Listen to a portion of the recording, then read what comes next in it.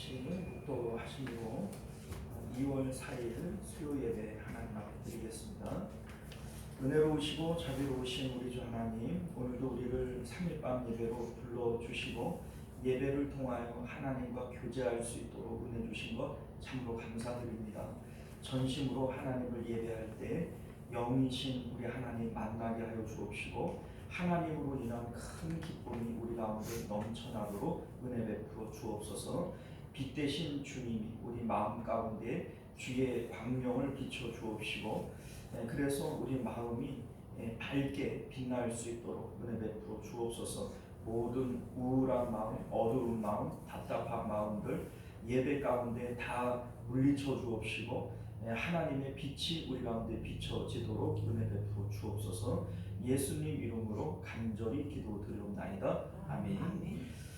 자, 우리 사도신경 함께 고백드립니다. 전능하사 천지를 만드신 하나님 아버지를 내가 믿사오며 그 외아들 우리 주 예수 그리스도를 믿사오니 이는 성령으로 잉태하사 동정녀 마리아에게 나시고 본디오 빌라도에게 고난을 받으사 십자가에 못 박혀 죽으시고 장사한 지 사흘 만에 죽은 자 가운데서 다시 살아나시며 하늘에 오르사 전능하신 하나님 우편에 앉아 계시다가 저리로서 산 자와 죽은 자를 심판하러 오시리라. 성령을 믿사오며 거룩한 공예와 성도가 서로 교통하는 것과 죄를 사하여 주시는 것과 몸이 다시 사는 것과 영원히 사는 것을 믿사옵나이다. 아멘.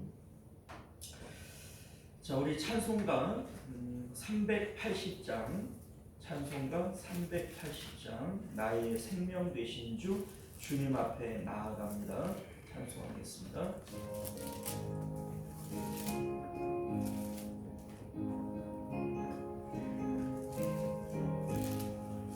나의 생명 되신 주 주님 앞에 나아갑니다.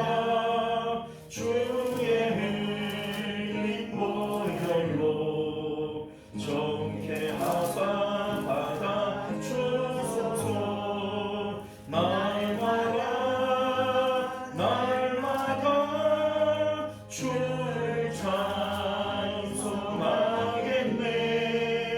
주의 사랑 줄로서 나를 굳게 잡아 매소서. 괴로운 세상 지낼 때 나를 인도하여 주소서.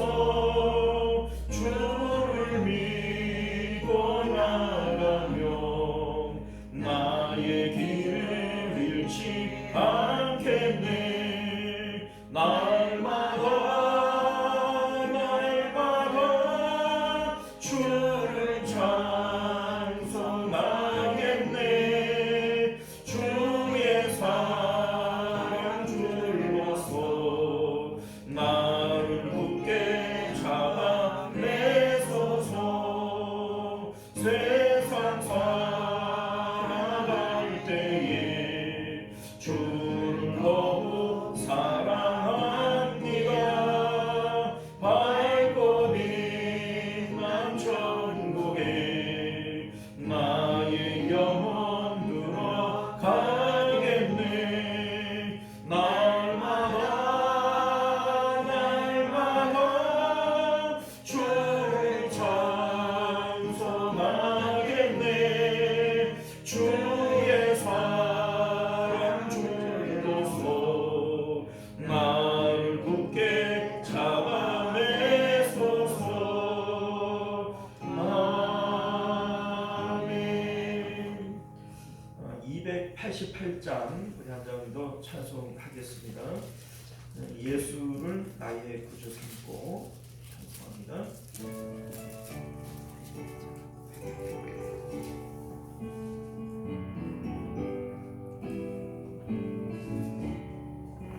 예수를 나의 구주 삼고 이 성령과 피로써 거듭 나니 이 세상에서 내 영혼이 하늘의 영광 누리고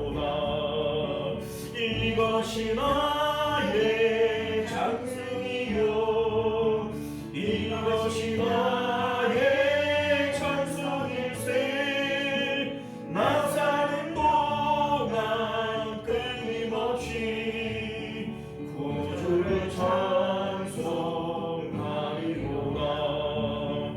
온전히 주께 맡긴 내 영 사랑의 음성을 듣는 중에 정사를 만내하는 것과 하늘의 영광 보이고 아멘 아멘 이것이 나의 간증이요 이것이 나의 찬송일세 나 사는 동안 끊임없이 구주를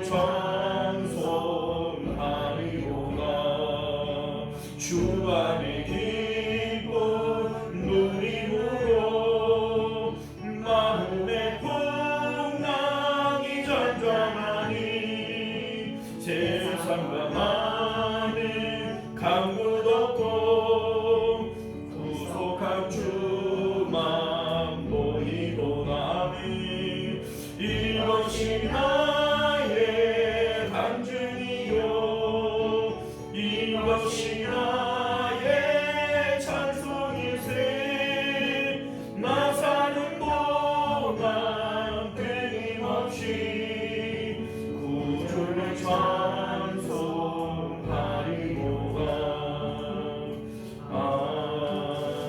아멘. 자, 우리 함께 예배를 위해서 기도하겠습니다.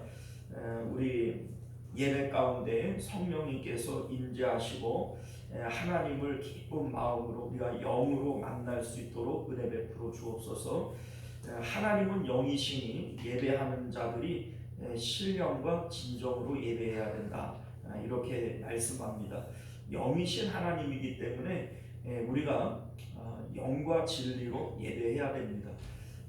성령 안에서 예배해야 되고 진리의 말씀 안에서 예배해야 된다 이런 뜻이에요. 우리가 이 시간 그러한 예배가 되기를 위해서 함께 주여 외치고 기도하시기를 바랍니다. 은혜로우신 우리 하나님, 우리가 오늘도 주님 앞에 나와 예배하는데 정말 영이신 하나님을 만나고 영이신 하나님을 높이고 그 하나님으로 인하여 큰 기쁨을 누릴 수 있는 그러한 예배가 되어질 수 있도록 은혜를 베풀어 주시기를 원합니다. 우리 안에 있는 모든 아버지 근심 걱정을 하나님 앞에 다 내려놓을 수 있는 믿음을 허락하여 주옵시고 오직 하나님으로만 기뻐하고 즐거워하는 저희를 뵐 수 있도록 은혜를 베풀어 주옵시기를 간절히 바라고나옵나이다. 오직 하나님으로 아버지 충만한 시간 되어지기를 원합니다. 하나님 역사하여 주셔서 하나님 오늘도 아버지 주님으로 인한 큰 기쁨을 누리는 저희를 될 수 있도록 은혜 베풀어 주옵소서. 전심으로 하나님을 찾게 하시고 아버지 우리가 정성으로 하나님을 아버지의 마음을 다하면 하나님 우리를 만나 주실 줄 믿습니다. 하나님 그러한 복된 예배 되어져서 하나님으로 아버지 큰 기쁨을 받아 누리는 귀한 시간 되어질 수 있도록 은혜 베풀어 주시옵소서. 자, 우리 한 번 더 기도하실 때 나라와 민족을 위해서 또 우리 가정과 자녀들을 위해서 또 교회의 부흥과 또 우리 환우들을 위해서 함께 기도하실 수 있기를 바랍니다. 시간 우리 주여 한번 외치고 다시 한번 기도합니다.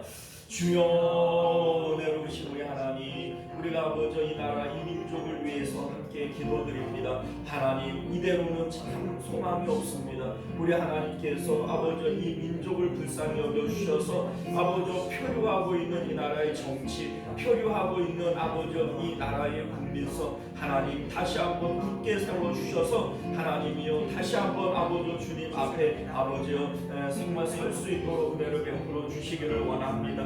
교회를 교회답게 하게 하여 주옵시고 하나님이여 오직 주님으로 인하여 하나님 영광 돌려드리는 저희들의 삶이 되어질 수 있도록 은혜를 베풀어 주시기를 간절히 바라고 나옵나이다. 오직 하나님으로 인하여 큰 기쁨이 있게 하여 주옵시고 주님의 영광 가운데 저희들 살아가기 조금도 부족함 없는 저희들의 삶이 되어지도록 은혜를 베풀어 주시옵소서. 주여 역사하시고 주여 은혜를 베풀어 주시어서 하나님의 살아계심과 그 능력을 우리가 날마다 목도하며 체험하며 하나님이여 주님의 이름을 높여드리는 저희들의 삶이 되어질 수 있도록 은혜를 더하여 주옵시기를 간절히 바라고 나옵나이다. 우리 하나님 바라고 나오는 것은 아버지여 정말 이 땅 가운데 하나님을 아는 아버지여 그러한 지식들이 아버지여 생겨나게 하여 주옵시고 주님의 교회가 왕성하여지며 주님의 몸된 교회가 아버지여 부흥하는 귀한 역사들이 있도록 은혜를 더하여 주시기를 원합니다.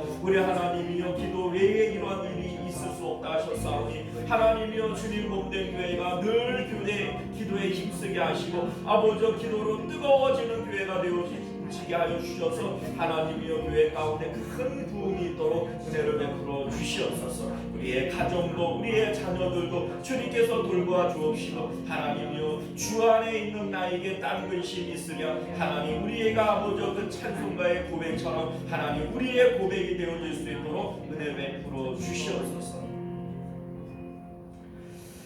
존귀하시고 내려오신 우리 주 하나님, 우리 안에 있는 모든 근심 걱정들 또 여러 가지 문제들 하나님 앞에 맡길 수 있는 믿음 허락하여 주시옵소서. 믿음대로 될지어다 주님 말씀하셨사오니 우리 하나님께서 아버지 이 나라와 민족도 우리의 가정과 자녀들도 우리 교회와 또 우리 환우들도 주님께서 돌보아 주셔서 정말 하나님 안에서 복된 삶을 받아 누리며 또 아버지의 그 믿음대로 역사하시는 하나님의 능력을 경험할 수 있도록 주님 은혜 베풀어 주옵소서. 주께서 우리와 함께하여 주실 줄 믿사오며 예수님 이름으로 간절히 기도드리옵나이다. 아멘.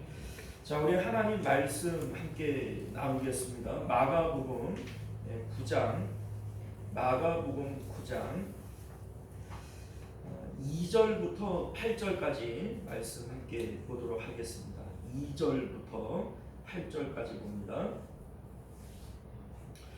엿새 후에 예수께서 베드로와 야고보와 요한을 내리시고 따로 높은 산에 올라가셨더니 그들 앞에서 변형되사 그것이 광채가 나며 세상에서 빨라는 자가 그렇게 시기할 수 없음을 명기하더라. 이에 엘리야가 모세와 함께 그들에게 나타나 예수와 더불어 말하거늘 베드로가 예수께 대하여 우리가 여기 있는 것이 우리가 주막에서 때 하나는 주를 위하여 하나는 모세를 위하여 하나는 엘리야를 위하여 하시라 하니 이는 그들이 몹시 무서워하므로 그가 무슨 말을 할지 알지 못함이더라. 마침 죽으며 소리를 들으며 웃으며 소리가 나되 이한테 대항하는 자들이니 너희는 그의 말을 듣지 않으리라. 자, 8절 같이 있습니다. 문득 둘러보니 아무도 보이지 아니하고 오직 예수와 자기들 뿐이었더라. 아멘. 자, 우리 함께 기도합니다. 은혜로우시고 자비로우신 우리 주 하나님, 우리가 주의 말씀을 함께 상고할 때 천국 소망이 우리 가운데 있게 하여 주옵시고 더욱 하나님 나라를 향하여 다른 박질 치는 저희들의 삶이 되어줄 수 있도록 예배 가운데 말씀 가운데 역사하여 주옵소서. 거룩하신 예수님 이름으로 간절히 기도드리옵나이다. 아멘. 자, 오늘 우리는요 함께 읽은 본문의 말씀을 중심으로 영광이 바뀌어야 구원받은 것입니다 라고 하는 제목으로 하나님 말씀 나누도록 하겠습니다. 영광이 바뀌어야 구원받은 것입니다. 자, 오늘 본문에 나오는 내용은 너무나도 유명한 사건이죠. 변화산 사건. 예수님께서 베드로와 야고보와 요한을 데리시고 산에 올라가셔서 그 몸이 빛으로 변화되어지시는 이러한 모습을 보여주셨습니다. 우리가 잘 아는 대로 베드로가 이 황홀병에 빠져서 여기서 살고 싶다. 이제 땅 아래, 산 아래에 있는 모든 일들을 까맣게 망각해버리고 사실 이 베드로는 이제 그 아내가 있는 장가간 사람이거든요. 우리 이제 앞에 보면은 베드로의 장모에 열병을 고쳐 주셨다 이런 내용 있잖아요. 그러니까 장모가 있으니까 아내도 있는 거죠, 그죠? 그런데 아니 자식이 있는지는 모르겠어요. 근데 뭐 자식이 성경에 언급은 안 됐지만 아마 자식도 있었겠죠. 그런데 처자식을 전혀 생각을 안 해요, 그죠? 그리고 나는 여기 산 위에서 살고 싶다. 여기다가 우리 총막 짓고 여기 삽시다. 이렇게 오직 베드로에게는 뭐만 보이는 거예요? 예수님만 보이는 거예요. 빛으로 변화되어지신 예수님께만 마음이 가서 나머지 모든 것들은 까맣게 잊어버리는 이게 바로 영광이라는 겁니다. 우리 이제 영광이 뭐라고 그랬어요? 영광은 내 눈에는 그것만 보이는 게 영광이에요. 우리 이제 올림픽에서 금메달을 따면은 영광스럽다 이렇게 얘기를 하잖아요. 그 금메달 따면은 모든 서포트라이트나 카메라나 누구만 비춰요? 금메달 딴 사람 비치죠. 이게 영광이라는 겁니다. 그래서 영광은 우리 눈에 그것만 보이는 게 영광이에요. 그러니까 뭐 쉽게 우리가 생각하면 영광은 내 눈에 뭐만 보여요? 그것만 보여요. 그게 영광이라는 거죠. 베드로의 눈에는 지금 예수님만 보여요. 그래서 뭐 다른 거는 아무것도 생각을 하지 못하는 그냥 예수님이 좋아서 거기서 살고 싶은 이게 바로 영광이라는 겁니다. 자, 그런데 우리 눈에 하나님만 보이고 예수님만 보여야 이게 구원받은 상태다. 이거를 오늘 말씀이 우리에게 가르쳐 주고 있는 겁니다. 우리 이제 마가복음이 지금 쭉 연결되어져서 진행이 되고 있는 거예요. 우리가 볼 때는 뭐 이런 내용 나오고 저런 내용 나오고 이러니까는 이게 이제 뭐 도대체 보통 무슨 뜻이냐 이런 생각을 가질 수 있지만 마가복음을 이렇게 기록을 할 때 그냥 생각나는 대로 기록했겠어요? 그럴 턱이 없죠. 그러니까 이 내용들을 다 이렇게 전달하고 싶은 내용들이 있어서 요거를 이렇게 묶어 놓은 거예요. 자, 그러니까 우리는 그냥 오늘 사건 하나만을 봐서는 안 되고 앞에 나오는 내용들과 이게 어떻게 연결되어지는 거냐 요거를 봐야 여기서 우리에게 말하고 싶은 내용이 뭐냐 요거를 찾아낼 수가 있겠죠. 우리 이제 앞서 바리새인들이 예수님을 찾아와서 표적 보여주십시오 이런 내용이 있었어요. 사실 그 앞에 뭐가 있었냐면 칠병이어의 사건이 있었거든요. 그런데 갑자기 와가지고 왜 표적 보여달라고 그래요? 칠병이어의 이적이면 충분하지 않아요? 그리고 그 이전에도 예수님은 바다 위를 걸으시고 또 죽은 사람을 살리시고 병든 사람을 고치시고 이러한 표적들을 많이 보여주셨는데 무슨 표적을 더 보여달라고 여기서 이제 표적 보여달라고 그러는 걸까요? 우리가 말씀드렸지만 이들은 그런 표적을 원하는 게 아니에요. 우리가 당신을 메시아로 다윗의 자손으로 쫓아가면 당신이 로마의 이 그 식민지 치하에서 우리를 구원해서 다윗 시대의 그러한 태평성대로 부국강병으로 우리를 이끌 수 있겠습니까? 그 확신을 가질 수 있는 표적을 좀 보여주십시오. 이렇게 요구를 하는 겁니다. 당신이 하늘로부터 온 표적을 보여달라. 아니 하나님께로부터 온 것이야 이미 충분하죠. 그러나 지금 바리새인들의 마음은 땅에 붙어 있는 거예요. 예수님을 따라갔을 때 우리가 지금보다도 더 좋은 세상을 만날 수 있을지 그것에 대한 표적 보여주십시오. 이렇게 얘기를 하는 겁니다. 자, 그러니 예수님께서 표적을 안 보여주세요. 왜냐하면 그들의 마음이 땅에 붙어 있다면 무엇을 보여주든지 간에 이들은 그 표적을 삼키는 자들이지 그 표적을 통해서 마음이 하나님께 가는 자들이 아니라는 겁니다. 그래서 예수님께서 요나의 표적밖에는 보여줄 것이 없다. 요나의 표적은 3일 만에 물고기 뱃속에 있다가 3일 만에 나오는 거죠. 예수님께서 십자가에 죽으셨다가 3일 만에 부활하는 것이 바로 요나의 표적이에요. 그러니까 십자가의 표적밖에는 내가 너희들에게 보여줄 것이 없다. 왜냐하면 그들의 마음은 땅에 붙어 있기 때문에 땅에 붙어 있는 동안에는 무엇을 얘기를 하고 무엇을 보여주더라도 이들은 표적을 삼키는 자들이고 말씀을 듣는 자들이 아니기 때문에 예수님께서 어떤 표적도 보여주지 않는다, 이런 말씀을 하신 거죠. 그리고 이제 그들을 떠나서 배를 타고 건너편으로 가실 때에 예수님께서 제자들에게 뭐라고 말씀하시냐면 헤롯과 바리새인들의 누룩을 주의해라, 이런 말씀을 하십니다. 자, 그런데 여기서 말하는 이 누룩이라고 하는 것은 그들의 가르침을 얘기하는 거예요. 바리새인들은 은근히 세상을 좋아하고, 헤롯이라고 하는 이 헤롯은 이제 서기관들을 얘기하는 것인데, 사두개인들을 얘기하는데, 이 사두개인들은 노골적으로 세상을 사랑합니다. 그러니까 사두개인들은 천국을 안 믿어요. 부활도 안 믿고 천사도 안 믿어요. 그러니까 이 땅밖에는 없는 거잖아요. 그러니까 이 세상을 당연히 사랑하겠어요, 안 사랑하겠어요? 이 세상밖에 없는 사람들인데, 그러니까 당연히 세상을 사랑하지요. 자, 그런데 바리새인들은 천국 있다, 부활이 있다, 하나님 있다, 이렇게 얘기를 하지만 실질적으로는 이 세상을 여전히 사랑하는 자들이에요. 잔치의 윗자리, 시장에서 문안받는 자리, 돈을 좋아하는 자들이다, 이렇게 얘기를 하는데, 그러면 이들은 천국을 사랑해요? 이 땅을 사랑해요? 이 땅을 사랑하죠.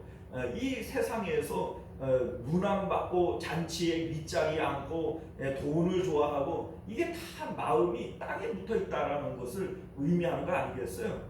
자, 그러니까 예수님은 이들을 주의해야 된다, 이들의 가르침을 주의해야 된다, 이렇게 말씀하시는 겁니다. 왜냐하면 그들의 가르침대로 배우고 그들의 가르침을 따르게 되어지면 이들은 천국문을 가로막고 자기도 안 들어가고 남들도 못 들어가게 하는 자들이니까 이들의 가르침을 따라가면 어떻게 되어져요? 천국 못 들어가죠. 가르치는 것들이 다 그냥 입으로는 하나님을 공경해요. 입으로는 하나님이 있어, 천국이 있어, 참 좋은 곳이야, 정말 잘 믿어가지고 천국 가야지, 말은 그렇게 하지만 실질적으로는 마음은 하나님으로부터 멀어요. 이들의 가르침은 이 땅의 좋음에 대해서, 이 땅의 복에 대해서 자꾸 그거를 가르치는 거예요. 예수님의 가르침은 자기를 부인하고 자기 십자가를 지고 나를 따라오라는 것이죠. 자, 그러면 세상을 등져야 되는 거예요. 예수님은 이 세상을 빠져나갔어요? 세상에서 뭘 하려고 그랬어요? 예수님은 세상을 빠져나갔어요. 그 예수님이 나를 따라오라고 얘기를 하면 우리 마음은 세상에 붙어 있을 수가 있나요? 없어요. 우리는 세상을 등져야 되고 세상에 대해서 죽어야 되고, 우리 마음이 예수님을 따라서 세상을 빠져나가야 이게 구원이라는 거예요. 자, 그런데 바리새인들은 여전히 세상을 사랑하고 그래도 되는 것처럼, 그래야 되는 것처럼 그렇게 가르치기 때문에 이들의 가르침대로 얘기를 이제 따라가게 되어지면 자기도 천국 못 들어가고 남들도 못 들어가게 하는 거예요. 그러니까 이들의 가르침, 이들의 누룩을 주의해야 된다, 이렇게 말씀하시는 겁니다. 자, 예수님께서 그 건너편으로 가셨을 때에 이제 그 맹인을 만나요. 그럼 예수님께서 맹인을 고쳐 주시는데, 이 맹인을 고쳐 주시는 것이 우리에게 뭘 얘기를 하냐면 영적으로 눈을 떠야 한다라고 하는 것을 말씀하고 있는 겁니다. 7장에 보면 듣지 못함으로 말하지 못하는 자가 나와요. 그러니까는 7장에는 못 듣고 못 말하는 자, 이 8장에서는 어떤 사람이 나와요? 맹인이 나와요. 자, 요거를 두 개를 붙여보면은 어떤 내용이겠어요? 보기는 보아도 알지 못하고 듣기는 들어도 깨닫지 못하는, 이게 지금 바로 이스라엘 백성들, 선민들의 영적인 상황을 지금 말씀하고 있는 거예요. 자, 그때 이 사람들을 고쳐주시는 내용을 보면 참 특이하게 고치세요. 그 이제 앞에 그 말 못하고 듣지 못하는 이 사람을 고칠 때에도 예수님께서 침을 탁 뱉어가지고 진흙을 막 이겨가지고 귀에다가 푹 꽂고 혀 내밀어 봐 이래갖고 혀를 막 손으로 막 만지고 이래가지고 고쳐주시잖아요. 자, 그런데 여러분들, 예수님이 꼭 그래야만 고치나요? 예수님께서는 말씀으로도 그 뭡니까, 백부장의 하인을 먼 곳에서 말씀으로 고치시죠. 죽은 나사로 이미 썩은 내가 나서 장사를 지냈는데 예수님께서 뭐 가가지고 막 만지고 막 이래서 막 주무르고 이래서 고치나요? 살려내나요? 아니요. 그냥 무덤문만 열어놓고 나사로야 나와라 이렇게 소리치니까는 배로 동인 채 그냥 감시처럼 나온 거 아니에요, 그죠? 그러니까 죽은 사람도 말씀으로 살리시는 예수님인데 그 뭐 못 듣고 말 더듬는 사람, 이거는 뭐 죽은지 그 나사로에 비하면은 이게 세 발의 피 아닙니까? 그런데 뭐 굳이 막 침을 탁 뱉어가지고 진흙을 이어가지고 귀에다가 꽂고 혀 내밀어봐 그래서 혀를 막 쭉 잡아버리고 막 이래야 되나요? 이거 뭔가 좀 이상하죠? 여기에 예수님께서는 메시지를 담고 있는 거예요. 지금 선민의 상태는 듣지 못하고 말하지 못하는 상태예요. 그런데 너희들이 어떻게 해야 들을 수 있고 말할 수 있게 되어지느냐? 자, 우리 8장에서도 보지 못하는 맹인이 나와요. 지금 선민의 영적인 상태가 맹인이라는 거예요. 보지 못한다는 겁니다. 하나님이신 예수님이 앞에 있어도 알지 못하는, 보지 못하는, 이게 바로 영적인 선민의 상태라는 겁니다. 그냥 뭐 예수님께서 그 많은 표적을 보여주셨음에도 불구하고 와가지고 다른 표적 보여주십시오 뭐 이딴 소리나 하고 있는 것들이 뭐 제대로 보고 있는 게 맞겠어요? 보지 못하는 거예요. 듣지 못하는 것이고 알지를 못하는 겁니다. 그러니 예수님께서 이들을 통해서 선민들의 영적인 상태를 보여주시는 것이고 이들을 고치시는 내용들을 통해서 너희들이 어떻게 영적으로 보고 듣고 깨달을 수 있는지를 아냐, 요거를 보여주시는 거예요. 우리 이제 맹인을 고쳐주실 때 첫 번째 하는 행동이 뭐냐면 예수님이 맹인을 데리고 광야로 나가요. 빈들로 나갑니다. 마을을 떠나버리는 거예요. 이게 첫 번째예요. 왜 이렇게 하셨을까? 우리가 영적으로 눈을 뜨기 위해서는 마을은 세상을 의미해요. 사람 사는 마을이잖아요. 사람 사는 세상을 의미해요. 우리 마음이 세상을 떠나야 된다는 겁니다. 여전히 마음이 세상에 붙어 있는 동안에는 우리 이제 바리새인들의 마음의 상태가 여전히 세상에 붙어 있기 때문에 어떤 표적을 보여줘도 깨달아요, 못 깨달아요? 못 깨달아요. 이 표적을 삼키는 자들이다. 이렇게 말씀하고 있는 것이죠. 그러니까 이들이 보고 듣고 깨닫기 위해서는 먼저 세상을 떠나야 되는 거예요, 마음이. 그러니까 이 사람을 데리고 마을 바깥으로 나와 버리는 겁니다. 이게 첫 번째 메시지예요. 두 번째는요, 예수님께서 이 사람에게 이제 침을 뱉어서 눈에다가 이렇게 바른단 말이에요. 그리고 안수를 하세요. 자, 그런데 첫 번째 안수를 했을 때에는 확실하게 봐요, 어렴풋이 봐요? 어렴풋이 봐요. 뭐가 보이느냐 이렇게 이제 예수님 물어보니까는 사람을 보고서는 뭐 나무 같은 거 시커먼 게 걸어다닙니다 이렇게 얘기를 하죠. 그러니까 어렴풋이 보는 거예요. 자, 이게 뭘 얘기를 하냐면 예수님께서 왜 자꾸 침을 뱉냐? 이 침은 예수님의 입에서부터 나오는 거예요. 이게 말씀을 상징하는 겁니다. 그러니까 예수님의 입에서 나오는 그 말씀을 통해서 우리는 들을 수 있고 우리는 말할 수 있고 우리는 볼 수 있게 되어지는 거예요. 우리가 하나님을 어떻게 알아요? 우리가 하나님을 어떻게 믿습니까? 하나님의 말씀이 아니고서는 하나님을 알 길이 없어요. 자, 우리가 뭐 실질적으로 하나님을 믿네, 예수님을 믿네, 뭐 이렇게 얘기를 하지만 우리가 사실 믿는 거는 말씀을 믿는 거죠. 말씀을 통해서 우리는 하나님을 소개받고 예수님을 소개받고 구원의 방법을 소개받고 이렇게 하는 거 아니에요. 그래서 내가 하나님을 믿네, 예수님을 믿네 이렇게 얘기를 하지만 실질적으로는 우리는 뭘 믿는 거예요? 하나님의 말씀 믿는 거예요. 말씀에 기록된 대로 우리는 알고 그거를 믿는 거예요. 자, 그러니까 예수님께서 왜 자꾸 침을 뱉으시냐? 뭐 귀먹은 사람 또 말 못하는 사람 그 맹인을 고칠 때 다 공통적인 게 뭐예요? 침 뱉어가지고 귀에다가 꽂고 침 뱉어가지고 혀를 잡아 빼고 침 뱉어가지고 눈에다가 바르고 자꾸 침을 뱉으시죠.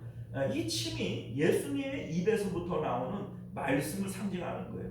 우리가 어떻게 보고 듣고 말할 수 있느냐? 하나님의 말씀을 통해서만 우리는 보고 듣고 말할 수 있다라고 하는 것을 말씀하고 있는 것이죠. 자, 그런데 말씀으로서 안수하셨을 때에는 사실은 이 말씀을 우리가 말씀을 통해서 깨달을 때에도 반드시 성령을 통해야 돼요. 그래서 안수하시는 거예요. 자, 그런데 우리 이제 이런 거 있잖아요. 말씀은 성령의 감동을 따라 기록되어진 것이고 성령이 아니고서는 누구도 예수를 주라 시인할 수 없어요. 우리가 말씀을 전하고 복음을 전하더라도 성령이 아니고서는 예수님을 주라 시인할 수 없죠. 그러니까 말씀을 깨닫는 데에도 역시 성령이 필요해야 안 필요해요? 필요하죠. 그러니까 먼저는 말씀을 상징하는 침을 바르시고 그리고 안수하시는 것은 말씀과 성령을 통해서 우리가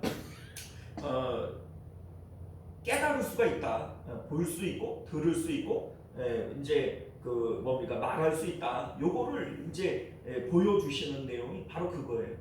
그런데 말씀을 통해서는 어렴풋이 보지 확실하게 못 봐요. 뭐 나무 같은 게 시커먼 게 뭐 걸어다닙니다. 뭐 이러고 만단 말이죠. 그러니까 예수님께서 또 다시 두 번째 안수하세요. 그랬더니 그가 밝히 보고 아주 막 기뻐서 막 뛰는 이러한 내용들이 나오게 되어지지 않습니까? 자, 이 두 번째 안수하시는 것이 이게 바로 성령 세례를 얘기하는 거예요. 우리가 성령을 받지 않고서는 하나님 나라를 밝히 볼 수 없어요. 영적인 세계를 밝히 볼 수 없어요. 그러니까 여러분들 우리 신앙생활이 정말 다이나믹해지기 위해서는 반드시 성령 충만을 받아야 됩니다. 성령 없이 신앙생활을 못해요. 골 빠집니다. 골 빠져요. 성령 없이 신앙생활하는 것은 정말 골 빠지는 일이에요. 자, 그래서 이 말씀이 우리에게 보여주고 있는 내용은 어떻게 바리새인들 또 헤롯 당 이 사두개인들 이들이 도대체 왜 그 모양이냐? 이들은 영적으로 보지 못하고 듣지 못하고 깨닫지 못하기 때문에 그 지경이라는 거예요. 아니 그 종교 지도자들이 그 모양인데 그들로부터 배운 선민들이야 오죽하겠어요. 그러니까 지금 이스라엘의 영적인 상태가 그 모양이고 이들이 어떻게 그러면 깨달을 수 있고 하나님 나라를 볼 수 있느냐? 요게 바로 맹인을 고치시고 이 귀먹은 자를 고치시는 요 내용 가운데 나타나는 거예요. 자, 그리고 이어지는 내용이 가이사랴 빌립보 지방에서 예수님께서 제자들에게 질문하시잖아요. 사람들이 나를 누구라고 하느냐? 너희들은 나를 누구라고 하느냐? 이런 질문을 하시죠. 자, 사람들은 예수님을 뭐 예레미야나 선지자 중에 하나라고 합니다. 이렇게 얘기를 해요. 자, 그러니까 사람들은 예수님을 그냥 사람들 중에 하나로 보는 거예요. 사람들 중에 하나. 뭐 예레미야가 됐던 뭐 선지자가 됐던 다 이게 사람이지 뭐예요. 자, 그런데 베드로는 예수님을 사람으로 안 봐요. 주는 그리스도시고 살아계신 하나님의 아들이시고. 자, 그러니까 베드로는 예수님을 이제 하나님으로 보고 하나님의 아들로 보는 거예요. 그죠? 자, 그러니까 예수님께서 아주 기뻐하시고 흐뭇해하세요. 자, 그런데 예수님께서 왜 이 질문을 하는 것이냐면, 예수님께서 지금까지 한 3년 6개월 제자들을 가르쳐 오셨잖아요. 교육해 왔다는, 말씀으로 가르쳤단 말이죠. 그러니까 이 정도 되어지면 이들이 영안이 좀 열렸나 안 열렸나 예수님께서 궁금하신 거예요. 우리가 어떻게 영안이 열린다고 그랬어요? 무엇으로 열린다고 그랬어요? 말씀으로 열린다고 그랬잖아요. 그러니까 예수님이 제자들을 3년 동안 뭘로 가르쳤어요? 말씀으로 가르쳤잖아요. 그러니 이제는 열렸는지 안 열렸는지 요거를 알려니까는 질문을 해봐야 되겠죠. 야, 너희들 눈에는 내가 뭘로 보이냐? 지금 이거 아닙니까? 이 제자들이 예수님을 하나님의 아들이요 그리스도로 본다면 이들의 눈이 열린 것이고, 만약에 이들도 예수님이 누구긴 누구예요? 우리 선생님이시지요. 우리 예수님은 참 능력도 많으셔 이러고 있다면 제자들의 눈이 열린 거예요? 안 열린 거예요? 아직 안 열린 거죠. 자, 그러니까 예수님이 질문을 한 건데 이 베드로가 참 흐뭇한 대답을 했죠. 예수님은 하나님이십니다. 하나님의 아들이십니다. 그리스도십니다. 이렇게 대답을 했기 때문에 예수님께서 너희들이 이제 드디어 영안이 열렸구나 이렇게 생각이 되어져서 예수님께서 대제사장과 이제 그 서기관들에게 고난을 받고 십자가에서 죽으시고 또 3일 만에 부활하실 것에 대해서 예수님께서 비로소 말씀하신 거예요. 비로소. 자, 비로소가 뭐예요? 드디어 말씀하셨다는 게, 드디어 처음 말씀하신 게 처음. 그러니까 제자들을 한 3년 동안 열심히 기르시고 난 다음에 이제 뭔가 영안이 열리고 깨닫게 되어지니까 예수님께서 드디어 제자들에게 나 이제 고난받고 십자가에서 죽을 거야. 죽고 내가 다시 3일 만에 부활할 거야. 이 얘기를 해주는 거예요. 자, 왜 이 말씀을 하시냐면 구원은 세상으로부터 빠져나오는 게 구원이에요. 자, 구원이 물에 빠진 사람을 건져낸다 이런 의미를 담고 있다고 그랬잖아요. 그런데 우리가 어디 빠졌길래 건져내는 걸까요? 우리는 세상에 빠져 있는 거예요. 우리 이런 얘기 하잖아요. 돈 버는 재미에 빠졌다. 자식 키우는 재미에 빠졌다. 저 사람은 그 낚시하는데 취미생활에 빠졌어. 자, 여러분들, 우리는 지금 세상 재미에 빠져 있는 거예요. 세상의 있음과 좋음에 빠져 있는 거예요. 여기서부터 빠져나와야 이게 구원이라고요. 왜냐하면 하나님께서 우리에게 원하시는 게 뭐죠? 마음을 다하고 목숨을 다하고 힘을 다하여 주 여호와 하나님을 사랑하라. 이게 모든 율법과 선지자의 강령이라고요. 그러니까 우리 마음은 다 누구에게 드려야 돼요? 하나님께 드려야 되는데 지금 내 마음이 어디 빠져 있어요? 자식한테 빠져 있고, 돈에 빠져 있고, 출세하는 데 빠져 있고, 세상 사는 재미에 푹 빠져 있잖아요. 이게 구원이에요, 멸망이에요? 멸망이, 이게 멸망이에요, 여러분들. 우리 찬송가 가운데 있잖아요. 세상 물질 불탈 때에 너도, 그게 멸망이에요, 그게. 그러니까 여러분들, 내 마음이 자식 키우는 데 빠져 있고, 돈에 빠져 있고, 세상에 출세하는 데 빠져 있고, 세상 사는 재미에 푹 빠져 있다면 그게 바로 멸망각이에요, 멸망각. 그래서 예수님께서는 비로소 내가 십자가에서 죽고 다시 부활해서 이 세상을 빠져나가실 것에 대해서 말씀하신 거예요.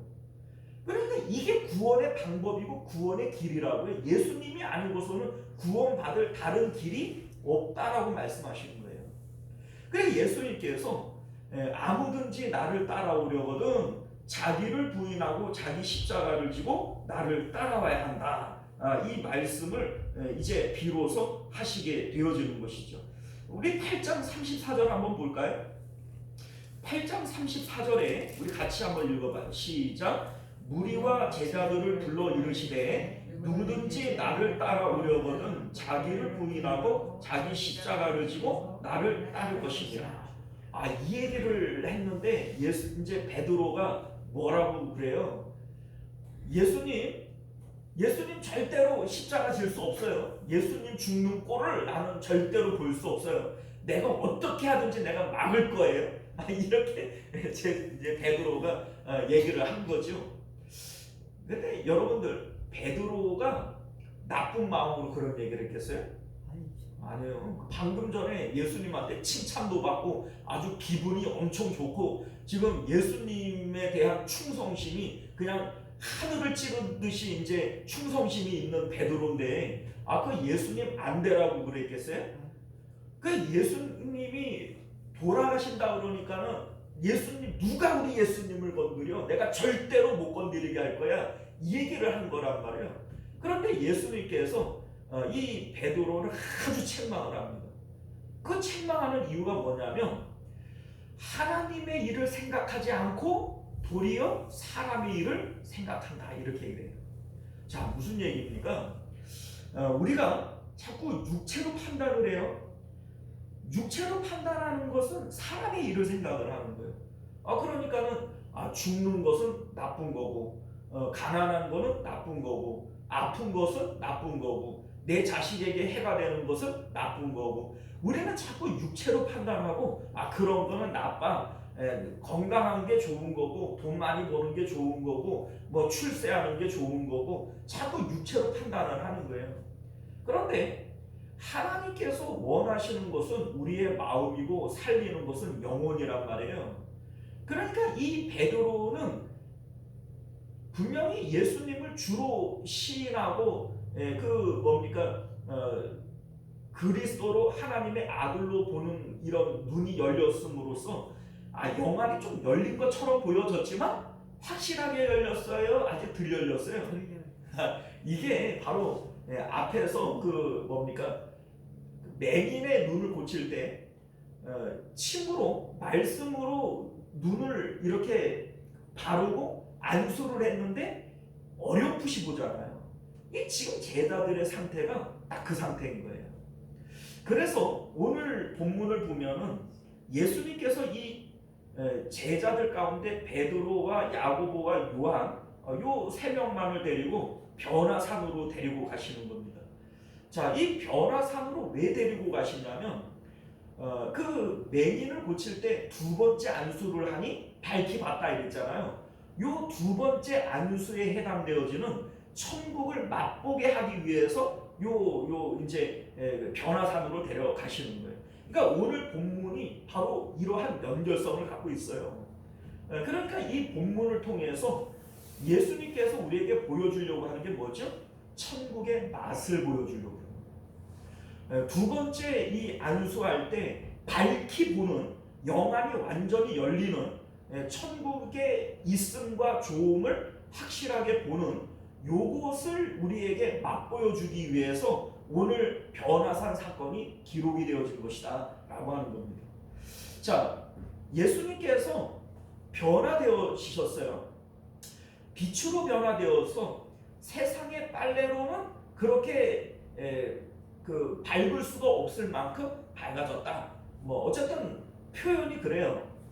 자, 그런데 이것을 보는 순간에 베드로의 마음이 그냥 예수님에게 푹 빠져서 산 아래에 있는 모든 것들을 까맣게 잊어버려요.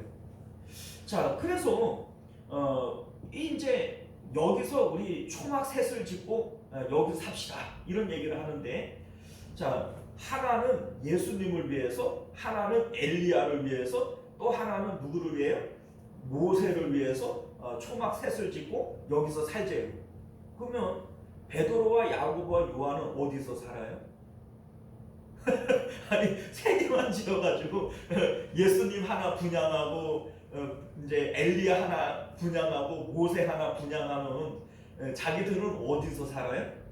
지금 대책이 있어요, 없어요? 없어요. 대책이 없어요, 대책이. 그러니까 지금 생각이 없는 거예요, 생각이. 생각이. 그래 여러분들 베드로 눈에는 오직 예수님만 보여요. 그러니까 자기 삶에 대한 대책이 있어요, 없어요? 없어요. 그러니까 사람들이 볼 때 저런 멍청이 그러면 어떻게 살려고 그래? 이렇게 생각이 되어지지만 이게 바로 구원의 상태라는 겁니다. 이게 구원의 상태예요. 그러니까 여러분들 바울을 보면 대책이 있어요, 없어요? 바울을 봐도 참 대책 없는 사람이에요. 아니 매를 맞고 바울과 실라가 감옥에 던져졌는데 막 거기서 막 좋다고 희희덕거리면서 찬송하고 기도하고 막 기뻐해요. 대책이 있어요, 없어요? 대책 없는 사람. 근데 이게 구원의 상태다라고 하는 겁니다. 자, 이 상태가 왜 구원의 상태냐면 베드로의 눈에는 뭐만 보여요? 예수님만 보여요. 지금 변화되어지신 예수님만 보여요. 이게 바로 구원의 상태라는 겁니다. 예수님께서 천국에 대한 비유를 하실 때 천국은 마치 밭에 감추어진 보화와 같다. 자, 이 보화를 발견한 사람은 눈에 보화 말고 눈에 뵈는 게 있어요, 없어요? 없어요. 그래서 자기 모든 것을 다 팔아서 이 밭에 삽버리는 거예요. 자, 우리 집에 와가지고 내가 보화를 발견했네 어쨌네 이 말을 할 수가 있어요? 그걸 못하지. 그 말도 못하지, 그죠? 이거를 참 좋은 건데 말도 못하고. 그런데 갑자기 막 집을 팔고 냉장고를 팔고 차를 팔고 막 다 팔아버리는 거예요. 그러면 사람들이 봤을 때 미쳤대요, 안 미쳤대요? 저거 왜 저래? 저거 미친 거 아니야? 이러겠지요. 그런데 정말로 천국을 발견한 사람들은 세상 사람들이 볼 때 이해가 가요, 안 가요? 안 가요. 저거 미친 것 같아요. 그런데 이게 구원의 상태라고요. 자기의 모든 것을 팔아 그 밭을 삽버리는 거예요. 하나님을 가지기 위해서 세상에 있는 모든 것들은 배설물로 여기는, 그러니까 사람들이 볼 때는 저거 미친 거 아니야? 라고 생각을 하지만은 이게 구원의 상태다. 이걸 지금 성경이 우리에게 말씀하고 있음을 믿으실 수 있기를 바랍니다.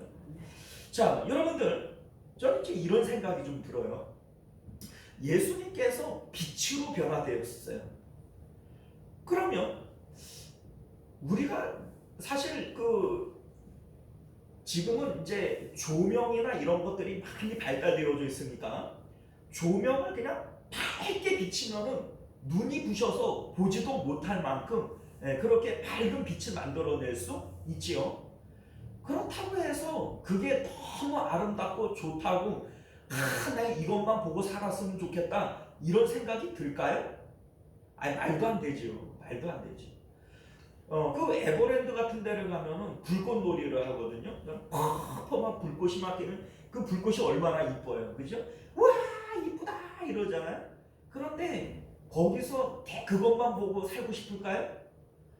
빨리 집에 갔으면 좋겠다, 피곤하다 이러잖아요, 그죠? 그런데 빛으로 변화되어지신 예수님을 보고 지금 제자들이 여기서 살고 싶습니다 이렇게 얘기를 한단 말이죠. 도대체 이 마음은 어떤 마음일까? 여러분들, 빛이라고 하는 것을 봤기 때문에가 아니에요. 이 빛은 세상의 빛이 아니에요. 그래서 세상의 빨래로는 그렇게 할 수 없을 만큼 밝았다 이렇게 얘기를 하잖아요. 그러니까 여기서 말하고 싶은 것은 세상과는 다른 빛이라는 겁니다. 그러니까 하나님은 빛이신데 하나님 앞에 우리가 서게 되어질 때 그 빛이 하나님의 영광이에요. 그래서 하나님의 영광 앞에 우리가 서면 그 빛은 의와 평강과 희락이라 이렇게 얘기를 해요. 그러니까 이 빛을 받기 때문에 빛이 아름다워서 여기서 살고 싶습니다가 아니라 그 빛에 우리가 노출되어지게 되어지면 그 빛은 우리 마음 가운데에서 의와 평강과 희락을 만들어낸다고요.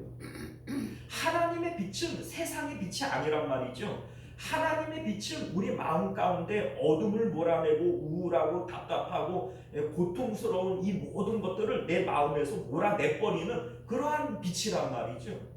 그래서 그 빛에 노출되어지게 되면 우리가 세상에서는 경험해 보지 못한 의와 평강과 희락이 우리 마음 가운데 생겨나게 되어지는 거예요. 그러니까 이 베드로가 너무 막 기분이 좋고 한 번도 경험해 보지 못한 의와 평강과 희락을 경험을 하니까는 여기서 완전히 바뀌어 버리는 거예요. 그 이제 여기서 살고 싶습니다. 여기다가 초막새수를 짓고 여기서 살고 싶습니다. 이렇게 얘기를 하는 거죠. 자, 여러분들 아브라함이 그랬거든요. 우리 이제 사도행전 7장 2절을 보면 아브라함이 메소포타미아에 있을 때에 영광의 하나님이 그에게 보였어요. 그런데 그 영광의 하나님이 아브라함에게 너는 내가 지시할 땅으로 가라. 너 본토 친척 아버지 집을 떠나라. 이렇게 명령을 했어요. 도대체 뭘 받길래 그 명령에 그냥 꼼짝없이 순종해가지고 본토 친척 아버지 집을 버리고 떠나는 걸까? 여러분들 이게 쉬운 일이 아니에요. 자, 이를테면 우리 윤서정 여사님한테 저기 아프리카로 선교 나가라. 하나님께서 그 명령을 하시면은 곧바로 순종할 수 있겠어요? 하나님 나는 말도 못하고 뭐 아프리카에 가서 내가 뭘 어쩌라는 거예요? 이런 이제 하나님 웬만하면 좀 참으세요. 이러겠죠, 그죠? 자, 그런데 아브라함이 도대체 영광의 하나님을 받아 이렇게 얘기를 하는데 도대체 뭘 받길래 본토 친척 아버지 집을 버리고 자기 아내를 버리고 100세에 얻은 그 아들을 버리고 도대체 뭘 받길래 이러는 걸까? 여러분들 궁금하지 않습니까? 여러분들 이 영광의 하나님이라고 하는 것이 오늘 이 변화산에서 베드로가 경험한 그 빛이신 하나님을 본 거예요. 그러니까 그 하나님을 볼 때 이것은 세상의 빛이 아니라 하나님의 빛이에요. 우리 마음에 비치게 되어질 때 내 마음 가운데 모든 어두움과 우울하고 답답한 이러한 어둠의 마음들을 다 몰아내고 그리고 의와 평강과 희락의 마음을 우리 가운데 가득 넣어주시는 빛이 바로 그 영광의 하나님이에요. 그러니까 이것을 보고 난 다음에 베드로가 그냥 산 아래에 있는 모든 것을 잃어버리고 그냥 내 눈에는 뭐만 보여요? 예수님만 보이는 것처럼 아브라함의 눈에도 뭐만 보여요? 하나님만 보이는 거예요. 이게 바로 영광의 하나님을 본 거예요. 그러니까 이 상태에서는 눈에 뵈는 게 있어요, 없어요? 없어요. 그러니까 본토 친척 아버지 집을 버리고 사랑하는 자기 아내도 버리고 100세에 얻은 아들 이삭도 버리고 이거를 버릴 수 있는 것은 영광의 하나님을 봤기 때문이라는 거예요. 자, 예수님께서 지금 변화산에서 보여주고 싶으신 게 바로 그거예요. 너희들이 말씀을 통해서 어렴풋이 아는데 그 말씀을 통해서 아는 것은 잠깐 봤다가 우리 입으로는 그러잖아요. 우리가 말씀을 통해서 깨닫고 천국이 좋아. 우리가 이 세상에서 사는 것보다 천국 가는 게 좋지. 아멘이죠. 근데 왜 우리는 맨날 두려워하고 그래요? 그게 말씀을 통해서 아는 것이 어렴풋이 아는 거예요. 확실하게 아는 게 아닌 거예요. 그러니까 분명히 우리는 알기는 알고 또 입으로도 고백은 하는데 말하는 거하고 사는 거하고 따로 놀아요? 같이 놀아요? 따로 놀아요. 이게 지금 제자들의 상태란 말이죠. 왜 그러냐? 너희들이 말씀을 통해서 알기는 아는데 확실하게 모르는 거예요. 왜 변화산에서 확실하게 좀 봐라. 요거를 보여주는 거예요. 야, 이렇게 보니까는 진짜 뭐 무서울 게 없어져 버리잖아요. 그 뭐 산 아래에서 우리 뭐 처자식 어떻게 되나 이걸 완전히 잊어버려 버린다. 아브라함이 자기 아내도 자기 아들도 잊어버리는 것처럼 베드로도 자기 처자식을 잃어버리는 거예요. 그러니까 아브라함도 베드로도 눈에 뭐만 보여요? 하나님만 보여요. 이게 지금 구원의 상태다. 요거를 말씀하고 있는 거죠. 자, 여러분 우리 이제 디모데 후서를 지금 요새 보잖아요. 그런데 거기를 보면 이래요. 바울이 디모데를 사랑하는 내 아들 디모데야 이러잖아요. 그러니까 바울에게 디모데는 진짜 사랑하는 아들인 거예요. 또 디모데도 이 바울을 진짜 아버지처럼 따르고 사랑한단 말이에요.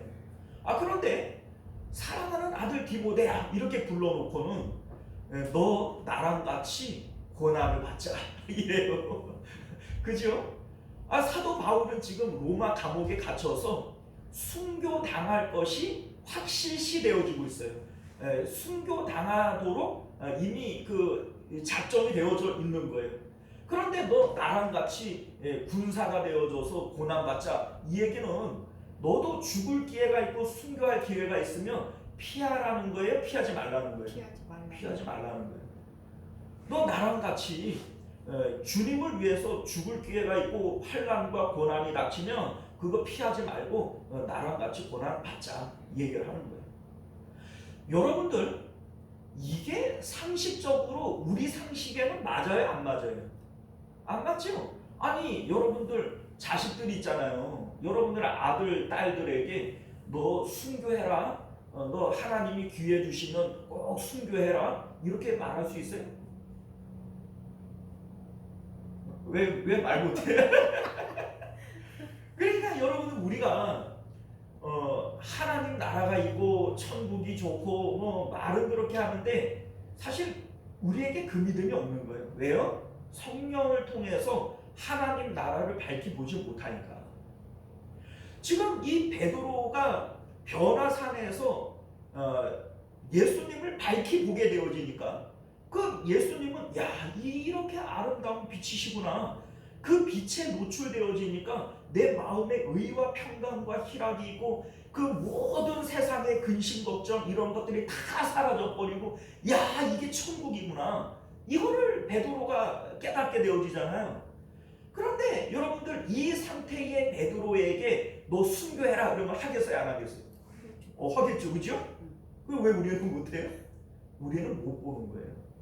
이게 안 보이니까 뭐 천국이 좋다 뭐 천국이 있네 뭐 어쩌네 뭐 이러지만은 실질적으로 우리의 영안이 열려지질 않으니까 우리는 이걸 봐요 못 봐요? 못 봐요. 그러니까는 말은 그렇게 하면서 이 꿀먹은 벙어리처럼 말을 못하는 거예요. 그런데 여러분들 바울이 왜 사랑하는 아들 디모데에게 너 순교할 기회가 있으면 꼭 순교해라 이렇게 얘기를 하는 걸까요? 바울에게는 그것만큼 성도로서 성공하는 길이 없는 거예요. 그것만큼 복된 길이 없는 거예요. 그러니까 사랑하니까는 그렇게 얘기를 하는 겁니다. 예수님께서 오늘 제자들에게 아무든지 나를 따라오려거든 자기를 부인하고 자기 십자가를 지고 나를 따라와라 이렇게 말씀하시는데 아니 예수님은 왜 자꾸 우리한테 십자가를 지고 따라오라고 그래? 십자가는 자기 죽음을 의미하는 건데 왜 자꾸 우리한테 무서운 십자가 지고 따라오라고 그래? 이렇게 우리가 생각할 수 있잖아요. 그런데 여러분들 예수님은 우리를 사랑해서 그래요? 미워해서 그래요? 예수님께서 보실 때에는 사도 바울이 디모데에게 얘기하는 것처럼 그것만큼 복되고 좋은 일이 없기 때문에 그런 거예요. 우리는 그거를 모르니까는 십자가를 지고 주님 따라가야 또 십자가 아유 지겨워 죽겠어 십자가 이러고 있는 거죠. 그런데 여러분들 사도 바울이 디모데에게 예수님이 제자들에게 십자가와 순교를 강조하시는 이유는 뭐냐면 그게 복이에요. 그게 은혜예요. 우리가 몰라서 그러는 것이지 그게 진짜 복입니다. 그런데 문제는 뭐냐면 왜 우리는 그거를 모르고 왜 우리는 그거를 못 볼까? 이게 야속한 거죠. 이게 야속한 겁니다. 왜냐하면 신앙생활을 하는데 신앙생활은 육으로 하는 거예요? 영으로 하는 거예요? 그런데 우리는 영안이 지금 닫혀가지고 하나님은 영이신데 천국도 영으로 가는 건데 우리는 영안이 닫혀서 하나님도 못 보고 천국도 못 보고 그러면서 장님이 살아가는 것처럼 답답하게 살아가고 있으니까 우리 신앙생활이 깝깝해요? 안 깝깝해요? 이게 우리가 야속한 거예요. 사랑하는 성도 여러분, 오늘 본문이 우리에게 제시하고 싶은 내용이 바로 그거예요. 우리가 영안이 열려서 하나님을 보고 예수님을 보고 그의 아름다움을 우리가 지금 보고 있다면 우리 신앙생활은 어렵지 않아요. 우리 신앙생활이 뭐 어렵겠어요? 실질적으로 우리가 천국을 바라보고 이 베드로처럼 변화되어진 예수님을 본다면 우리 삶 가운데 가난이 있고 질병이 있고 뭐 어려움이 있다고 할지라도 이게 문제가 될까요? 베드로가 처자식도 잃어버리는 판에 아브라함이 처자식도 잃어버리는 판에 그런데 그런 것들이 우리에게 뭐 문제가 되겠어요? 문제는 우리가 못 보는 거예요. 못 보는 게 문제예요. 그래서 우리 오늘 본문은 너희들의 문제는 못 보는 게 문제다. 이거를 우리에게 가르쳐 주시는 거예요. 보면 문제될 게 없어요. 천국을 보고 하나님을 보는데 우리 신앙생활에 도대체 뭐가 문제가 되겠어요? 문제될 게 없어요. 그래 문제는 우리가 못 보고 못 깨달으니까. 자, 여러분들 그러면 이제 우리의 기도는 뭐가 되어야 될까요? 보여주십시오. 봐야 됩니다. 성령 충만을 통해서 우리는 하나님 나라를 봐야 되고 살아계신 하나님을 만나야 돼요. 그래야 우리 신앙생활이 제대로 되어집니다. 우리가 오늘 이 말씀을 통해서 예수님께서 제자들에게 예수님을 보여주셨어요. 우리는 못 봐요. 우리도 이걸 봐야 돼요. 이걸 봐야 말씀을 통해서 어렴풋이 봐요. 그런데 성령 충만을 통해서는 확실하게 밝히 봐요. 우리도 밝히 보고 신앙생활 해야 되지 않겠어요? 언제나 우리가 그 맹인처럼 더듬더듬거리면서 신앙생활 할 거예요. 우리가 오늘 말씀을 통해서 날마다 십자가를 통해서 주님을 따라가야 약속하신 성령을 우리에게 보내주시는 것이고 그 성령님을 통해서만 우리는 하나님 나라를 밝히 볼 수 있어요. 이거 봐야 돼요. 이거 보라는 거예요. 봐야 된다는 것을 우리에게 깨닫게 하기 위해서 변화산 사건을 우리에게 가르쳐 주시는 것이다 라고 하는 것을 믿으시기를 바랍니다. 기도합니다. 은혜로우신 우리 주 하나님, 오늘도 우리에게 주신 하나님의 말씀을 따라 장님 더듬거리는 그런 신앙생활이 아니라 우리도 밝히 보고 하나님의 아름다움을 보고 그렇게 신앙생활 할 수 있도록 은혜 베풀어 주옵소서. 거룩하신 예수님 이름으로 간절히 기도드리옵나이다. 아멘. 시간이 많이 갔으니까 주기도문으로 바칩니다. 하늘에 계신 우리 아버지여, 이름이 거룩히 여김을 받으시오며 나라가 임하시오며 뜻이 하늘에서 이룬 것 같이 땅에서도 이루어지이다. 오늘 우리에게 일용할 양식을 주시옵고 우리가 우리에게 죄 지은 자를 사하여 준 것 같이 우리 죄를 사하여 주시옵고 우리를 시험에 들게 하지 마시옵고 다만 악에서 구하시옵소서. 나라와 권세와 영광이 아버지께 영원히 있사옵나이다. 아멘.